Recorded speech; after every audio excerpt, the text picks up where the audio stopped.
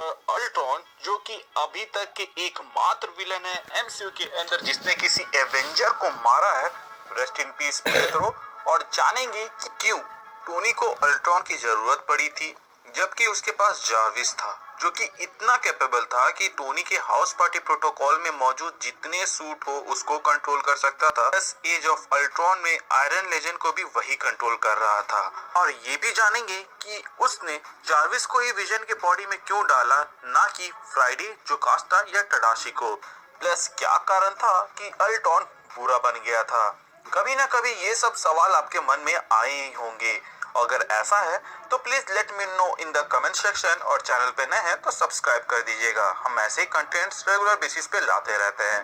So guys, सबसे पहले मैं ये चीज क्लियर कर दूं कि जार्विस, जिसे बहुत लोग एआई यानी कि आर्टिफिशियल इंटेलिजेंस समझते हैं, वो असल में उसका इनिशियल फेज कह सकते हैं या फिर मैक्स में हाफ एआई कह सकते हैं, ना कि कंप्लीट एआई, क्योंकि वो सिर्फ एक इंटेलिजेंट यूजर इंटरफेस था जिसमें उसका कुछ पार्ट आर्टिफिशियल इंटेलिजेंस के अंदर आता है, बट वो कंप्लीटली आर्टिफिशियल इंटेलिजेंस नहीं है। इनफैक्ट उसके किसी भी आर्मर में कभी भी कोई भी कंप्लीट एआई इंस्टॉल्ड नहीं था।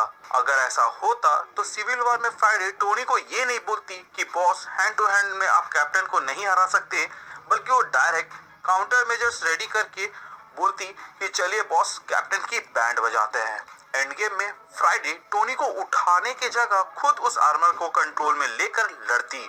मुझे मालूम नहीं आप लोगों ने इस चीज पर ध्यान दिया था या नहीं, लेकिन अवेंजर्स एज ऑफ अल्ट्रॉन में जब फ्राइडे को मार्क 45 में इंस्टॉल किया जा रहा था, तो आप यहाँ पर देख सकते हैं कि वो सिर्फ एक ऑपरेटिंग सिस्टम है। जैसे कि आईफोन में ऑपरेटिंग सिस्टम iOS होता है एंड उसमें सिरी इंस्टॉल्ड होती है, जो कि artificial intelligence based voice assistant है।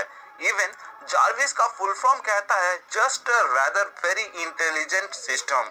इनफैक्ट टोनी ने ये एज ऑफ अल्ट्रॉन में बोला भी है कि जार्विस शुरुआत में एक यूआई यानी कि यूजर इंटरफेस था, बट अब वो पेपर के बाद स्टार्क इंडस्ट्रीज का मेजर पार्ट चलाता है, जो कि वो टोनी के साथ रहकर सीखा है। टोनी ने आर्टिफिशियल इंटेलिजेंस के ऊपर टीनेजर में ही काम शुरू कर दिया था एंड उसने आर्टिफिशियल इंटेलिजेंस के फील्ड में ब्रेक थ्रू 17 साल की एज में ही पा लिया था, जब उसने डम यू एंड डम ई बनाया था, जो उसके ना सिर्फ कमांड मानते थे, बट उसने क्लेम किया था कि वो सीखेंगे भी एंड इवॉल्व होंगे। इवॉल्व होते होते वो इतना इवॉल्व हो गए कि जब टोनी को इस सीन में मुसीबत में देखा एंड उनको आर्क रिएक्टर के उस केस की ओर हाथ बढ़ाते हुए देखा, तो वो खुद से उनको वो दे देते हैं, ना कि टोनी के कमांड पे। सेम चीज जार्विस के साथ भी उन्होंने किया। उन्होंने इसको अपने घर से लेके हर एक सिस्टम में इंस्टॉल कर दिया जहां वो उसकी खिदमत कर सके। मैं शील्ड एंड एजेंट कोल्सन को अंडरएस्टिमेट नहीं कर रहा, बट स्टार्क टावर जहां जार्विस इंस्टॉल था, उसके बावजूद वो जार्विस के सिस्टम को ओवरराइड करके कोल्सन टोनी तक आ जाता है, जो कि दर्शाता है कि उसकी भी एक लिमिटेशन है और कोई स्मार्ट टीम या बंदा इसको पार कर सकता है। अब जार्विस को इस तरह प्रोग्राम किया गया था कि वो सिर्फ टोनी का ही कमांड मानेगा, चाहे अब वो गलत हो या सही हो। वो सजेशंस दे सकता है, पर टोनी के कमांड को ओवररूल नहीं कर सकता। उसमें सही गलत को परखने की क्षमता नहीं है। इसीलिए जब टोनी कहता है कि सारे एक्सट्रीमिस्ट सब्जेक्ट्स को निपटा दो, तो उसमें से एक आर्मर पेपर तक पर हमला कर देता है, जबकि वो टोनी के साइड रहती है। इसलिए भले ही जार्विस कितना भी इवॉल्व हो गया हो, वो कंप्लीट एआई में इवॉल्व नहीं हो पाया था। बट फिर भी एज ऑफ अल्ट्रॉन में हम देखते हैं कि जार्विस, जो सिर्फ पहले स्टार्क सर्वर्स में था, वो ग्लोबल नेटवर्क में चला जाता है और अल्ट्रॉन को न्यूक्लियर कोड्स पर एक्सेस पाने से रोक रहा होता है। इसीलिए एंड में जार्विस को ही वो लोग विजन में डालते हैं, ना कि किसी और प्रोग्राम को, जैसे कि फ्राइडे, जोकास्टा या टडाशी, क्योंकि जार्विस ही सबसे ज्यादा इवॉल्व एआई था टोनी के पास उस वक्त में। जार्विस इतने समय से टोनी के साथ रह रहा था, तो उसके अंदर थोड़ी फीलिंग्स तक आ गई थी। और आप इस चीज को यहाँ पर समझ सकते हैं जब हमें दिखाया जाता है एवेंजर्स मूवी का ये सीन, जहाँ पर वो मिसाइल को लेकर चित्तौरी का जो मेन हेड है वहां की ओर जा रहा होता है और जार्विस सजेस्ट करता है कि क्या मैं पेपर को कॉल कर सकता हूँ, और टोनी कहता है हाँ कर दो। प्लस उसी मूवी के अंदर जब वो लेवियाथन के अंदर जाकर ब्लास्ट करने का प्लान बताते हैं, तब वहां पर हम देखते हैं कि जार्विस सार्काज़म भी मारता है। तो इससे आप समझ ही गए होंगे कि क्यों टोनी को अल्ट्रॉन की जरूरत थी और वो उस पे काम क्यों कर रहा था। एंड मजबूरी में जब उसके पास कोई ऑप्शन ही नहीं था तो उन्होंने जार्विस, जो कि एआई के फील्ड में अल्ट्रॉन के बाद सबसे ज्यादा एडवांस था, उन्होंने विजन की बॉडी में उसको डाला।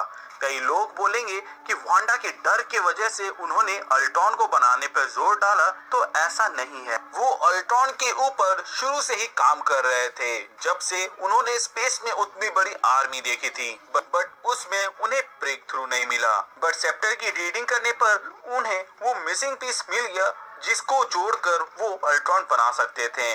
इसीलिए जब ब्रूस बोलता है आर्टिफिशियल इंटेलिजेंस, तो टोनी कहता है कि this could be the key to create Ultron. इसके जवाब में ब्रूस कहता है कि मुझे लगता था कि अल्ट्रॉन सिर्फ एक ख्वाब है। मतलब कि टोनी ने ब्रूस को अल्ट्रॉन के बारे में पहले भी बताया था, क्योंकि आर्टिफिशियल इंटेलिजेंस की मदद से टोनी का काम आसान हो जाता और वो पूरे वर्ल्ड लेवल में सिक्योरिटी प्रोवाइड कर पाता।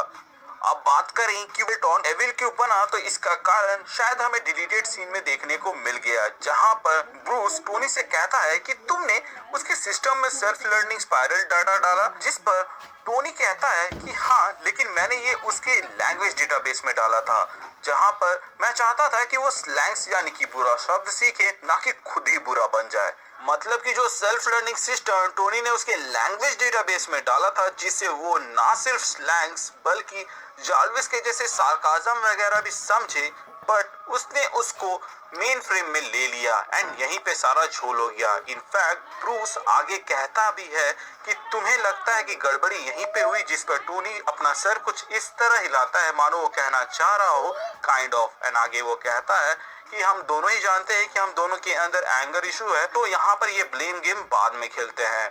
बेसिकली जिस तरह का बिहेवियर टोनी का है, उसी तरह का बिहेवियर वो चाहते थे कि उस एआई के अंदर भी हो, और वो काइंड ऑफ रहता भी है।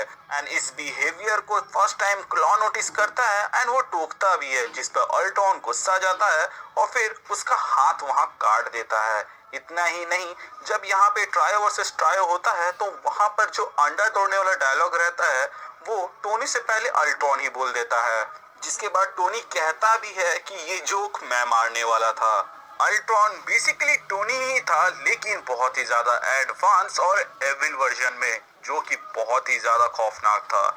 सो गाइज, आई होप अब आपको ये बात समझ में आ गया होगा क्यों जार्विस के होते हुए टोनी को अल्ट्रॉन की जरूरत पड़ी थी, एंड क्यों जार्विस को विजन की बॉडी में डाला गया ना कि किसी और प्रोग्राम को, प्लस क्या मिस्टेक हुई थी जिसके वजह से अल्ट्रॉन एविल बन गया। जिसको सिंपल शब्दों में कहें तो वो बस एक एक्सीडेंट था, क्योंकि जो सेल्फ लर्निंग स्पाइरल सिस्टम उसके लैंग्वेज डेटाबेस में होना चाहिए था, वो उसके मेन फ्रेम में चला गया। ये काइंड ऑफ उसी तरह है जिस तरह आप कभी कभार किसी की मदद करने जाओ, बट गलती से आप उसकी मुश्किलें और भी बढ़ा देते हो।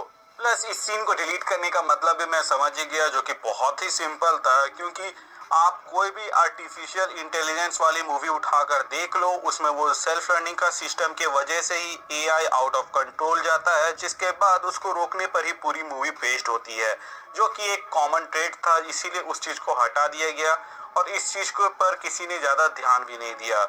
इसीलिए दोस्तों, साईफाई मूवी देखते रहो ताकि उसमें दिखाए गए मिस्टेक्स